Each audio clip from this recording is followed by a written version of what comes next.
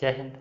आज के वीडियो में हम बात करेंगे ईसीजी के बारे में और ब्लड प्रेशर के बारे में कि क्या होता है ईसीजी मशीन और क्या होता है ब्लड प्रेशर।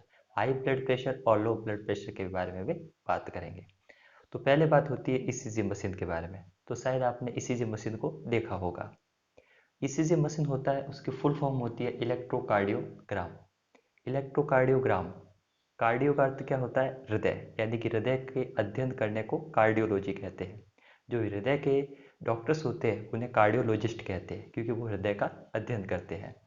आपको इसके नाम से ही पता चल रहा होगा कि इलेक्ट्रोकार्डियोग्राम यानी कि इलेक्ट्रो यानी कि विद्युत, विद्युत स्पंदन के द्वारा किसी भी व्यक्ति के हृदय की जांच की जाती है। हम जानते हैं कि सामान्य जो व्यक्ति होता है वो 1 मिनट में उसकी धड़कन 72 बार होती है। तो ईसीजी के मशीन के द्वारा भी जो रोगी व्यक्ति होता है उसकी ईसीजी मशीन के द्वारा ये ग्राफ प्राप्त होता है। जब भी ये ग्राफ प्राप्त होता है तो इसे इलेक्ट्रोकार्डियोग्राफ कहते हैं। आपको दोनों में बात समझ में आ चुकी होगी कि इलेक्ट्रोकार्डियोग्राम और इस इलेक्ट्रोकार्डियोग्राफ में अंतर क्या होता है। जो ईसीजी मशीन होता है उसे इलेक्ट्रोकार्डियोग्राम कहते हैं, जबकि इसके द्वारा किसी भी व्यक्ति का जो प्रेशर है, जो संकुचन के द्वारा जो हृदय की हार्ट बीट है उसको एक ग्राफ के द्वारा प्रदर्शित करना इलेक्ट्रोकार्डियोग्राफ कहलाता होगा। आपने शायद ग्राफ को भी देखा होगा कि वो इस प्रकार का ग्राफ दिखाई देता है। इस ग्राफ को P Q R S graph भी कहते हैं, क्योंकि एक बार नीचे की ओर झुकता है, एक बार ऊपर की ओर झुकता है। किस प्रकार से? जब ये पी वाला पार्ट होता है तो जैसे कि आपको मैंने बताया था कि जो धमनियाँ होती है उस धमनियों में शुद्ध रक्त बहता है, यानी कि शुद्ध रक्त उसे कहेंगे जो कि ऑक्सीजन से युक्त होता है। जबकि जो शिराएँ होती है उसमें अशुद्ध रक्त बहता है। तो जो शिराएँ और धमनियाँ होती है वही तो हार्ट के द्वारा जुड़ी हुई होती है, और जो हार्ट होता है उस हार्ट के द्वारा पूरी बॉडी तक ब्लड को प्रेशर किया जाता है। जब वो पंप होगा तभी तो पूरी बॉडी तक ब्लड को पहुंचाया जाएगा। आपको पता होगा शायद कि हार्ट होता है वो 4 कोष्ठकीय होता है इस प्रकार का। आपने शायद, मैंने पढ़ाया था इसकी कार्यविधि के बारे में पूरा, नहीं देखा हो तो देख लेना। इस प्रकार का हार्ट है। इसमें जो ऊपर वाले होते हैं उन्हें तो हम कहते हैं आलिंद, जो कि कितने होते हैं? 2 होते हैं। और जो नीचे वाले होते हैं उन्हें क्या कहते हैं? निलय कहते हैं, जो कि क्या होते हैं? 2 होते हैं। अब इस हार्ट बीट की जांच कैसे की जाती है? तो हृदय में एक पेस मेकर होता है जो कि पूरी बॉडी को कंट्रोल करता है, यानी कि इसके द्वारा एक इलेक्ट्रिसिटी कंप्रेम होती है। यहाँ पर लिखा हुआ है इलेक्ट्रोकार्डियोग्राम, तो इलेक्ट्रिसिटी के द्वारा इस प्रकार का ग्राफ प्राप्त किया जाता है, तथा जो डॉक्टर होता है वो पता करता है कि इसकी हार्ट बीट कितनी है और ये स्वस्थ है या अस्वस्थ है। तो इस प्रकार जब भी हार्ट में यहाँ से होकर अशुद्ध रक्त आता है, कैसा आता है? अशुद्ध रक्त। अशुद्ध रक्त का मतलब क्या हुआ? कार्बन डाइऑक्साइड युक्त रक्त आएगा। यहाँ से आने के बाद सीधा नीले में जाएगा। तो इस प्रकार जब हृदय में अशुद्ध रक्त आता है तो इस प्रकार का कोई ग्राफ बनता है। इस प्रकार वो विभिन्न दिशाओं के द्वारा जाता हुआ इस प्रकार के ग्राफ का निर्माण करता है। यदि ये इस प्रकार का ग्राफ दिखाई दे तब तो उसकी हार्ट बीट सही है। आपने शायद देखा होगा कि जो ईसीजी मशीन होती है उसमें कभी कभी किसी व्यक्ति का जो रेखीय वेग होता है वो इस प्रकार से दिखाई देता है, तो इस हिसाब से उसकी डेथ हो जाती है।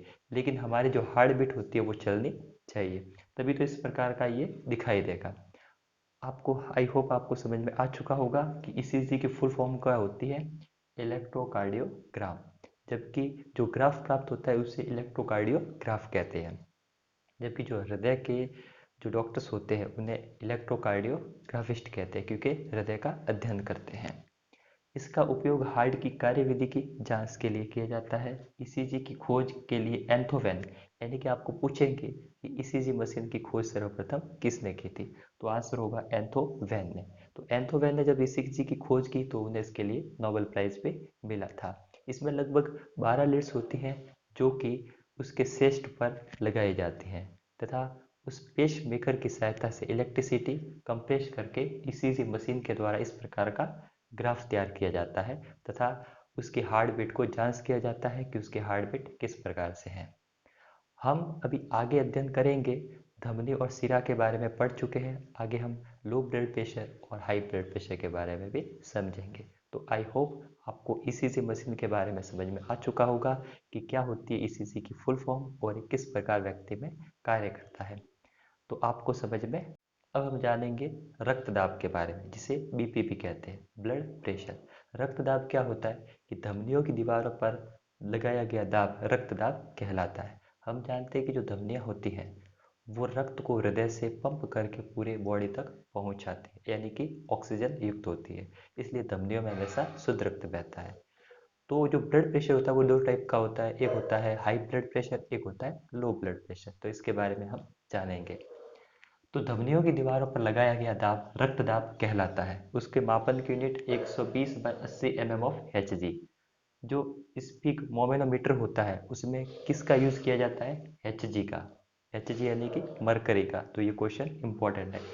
कितनी यूनिट होती है? 120/80 mm ऑफ Hg होती है। और किसके द्वारा मापा जाता है? स्पीक मोमेनोमीटर के द्वारा। जहाँ पर जो आपके पास में 120 ऑफ Hg होता है उसको कहते हैं स्टोलिक, और 80 होता है mm ऑफ Hg, इसे कहते हैं डायस्टोलिक।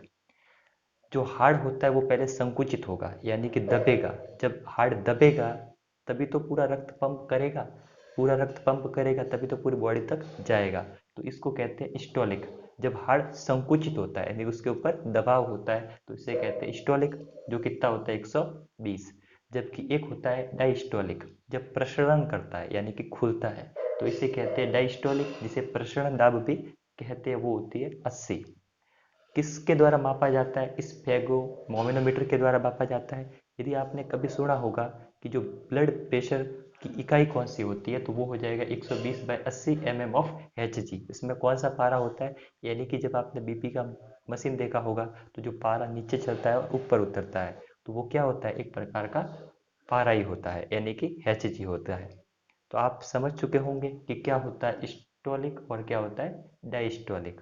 यानी कि 120 को स्टोलिक जिसे संकुचन दाब भी कहते हैं और 80 को डायस्टोलिक जिसे प्रसरण दाब भी कहते हैं। जब हृदय में छेद होता है तो उसे ब्लू बेबी सिंड्रोम कहते हैं। यहाँ पर आपको दिखाई दे रहा होगा किसी बच्चे में हृदय में छेद हो जाता है तो उस बच्चे को कहते हैं ब्लू बेबी सिंड्रोम कहा जाता है। तो चलिए आगे बढ़ते हैं। आगे हम जानेंगे ब्लड प्रेशर के बारे में। तो ब्लड प्रेशर स्टोलिक और डायस्टोलिक के अनुपात को ही ब्लड प्रेशर कहते हैं, या फिर धमनियों के अंदर जो दबाव उत्पन्न होता है उसे हम ब्लड प्रेशर कहते हैं। यानी कि ब्लड प्रेशर स्टोलिक और डायस्टोलिक के अनुपात को ब्लड प्रेशर। नॉर्मल बीपी कब होगा? जब 120/80 होगा। 120/80, 120/80 mm ऑफ Hg होगा, तब क्या हो जाएगा? नॉर्मल बीपी होगा। कितना? एकदम नॉर्मल बीपी कब होगा? 120/80। तो ये इंपॉर्टेंट क्वेश्चन है, आपको याद करना पड़ेगा कि नॉर्मल बीपी कब होता है? 120/80 mm ऑफ Hg के द्वारा होता है। अब बात आती है हाई ब्लड प्रेशर और लो ब्लड प्रेशर की। तो यहाँ पर बात करें हाई ब्लड प्रेशर यानी कि हाई बीपी की, तो जब किसी मनुष्य में 150/90 हो जाता है, यानी कि ये 120 से ज़्यादा हो गया और 80 से भी ज़्यादा हो गया। हाई ब्लड प्रेशर किसे कहते हैं? 150/90 mm ऑफ Hg, जिसे हाइपरटेंशन भी कहते हैं। हाई बीपी होता है उसे क्या कहते हैं? हाइपरटेंशन भी कहते हैं। और कब होगा? जब 150/90 का अनुपात दिखाई देगा तो इसे कहते हैं हाई बीपी। अब लो बीपी कब होगा? अब लो बीपी इस टाइम में होगा। लो बीपी के लिए 100/60, यानी कि 120 से घट गया और ये 80 से भी घट गया। तो लो बीपी कब होगा? 100/60। तो इसे कहते हैं हाइपोटेंशन। तो कभी कभी पूछा जाता है कि हाइपरटेंशन और हाइपोटेंशन क्या होता है। जब हाई बीपी होता है तो इसे हाइपरटेंशन कहते हैं, जिसका अनुपात कितना होना चाहिए? 150/90 mm ऑफ Hg। जबकि लो बीपी कब होगा? जब 100/60 का अनुपात यानी कि रेशियो होगा mm ऑफ Hg के द्वारा, तब लो बीपी होगा। अब लो बीपी को क्या कहते हैं? हाइपोटेंशन कहते हैं। तो आई होप आप ब्लड प्रेशर के बारे में समझ चुके होंगे कि किस प्रकार ब्लड प्रेशर को किस में मापा जाता है और इसकी यूनिट भी क्या होती है। यानी कि हम कह सकते हैं कि जो डायस्टोलिक और जो स्टेलिक होता है उसके अनुपात को ही ब्लड प्रेशर कहते हैं, या फिर धमनियों के द्वारा जो प्रेशर लगाया जाता है, जो दबाव लगाया जाता है, उसे ही रक्तदाब कहते हैं। इसका अनुपात यदि 120/80 mm ऑफ Hg होगा तो वो हो जाएगा नॉर्मल बीपी, और स्पीक मोमेनोमीटर के द्वारा इसको मापन किया जाता है। जब संकुचन दाब होगा तो इसे कहते हैं स्टोलिक, और जब प्रसरण होगा यानी कि खुलेगा तो इसे कहते हैं डायस्टोलिक। जब किसी हृदय के अंदर छेद हो जाता है तो उसे कहते हैं ब्लू बेबी सिंड्रोम। इसी प्रकार ब्लड प्रेशर स्टोलिक और डायस्टोलिक के अनुपात को कहते हैं। और normal BP 120/80 mm of Hg। Hg क्या होता है? पारा, जिसे मरकरी भी कहते हैं। हाई ब्लड प्रेशर 150/90 होगा, तब हाई ब्लड प्रेशर हो जाएगा, इसे हाइपरटेंशन भी कहते हैं। जबकि लो बीपी कब होगा? 100/60, यानी कि हाइपोटेंशन भी कहते हैं। तो आई होप आप बीपी और ईसीजी के बारे में समझ चुके होंगे। तो मिलते हैं नेक्स्ट वीडियो में। धन्यवाद।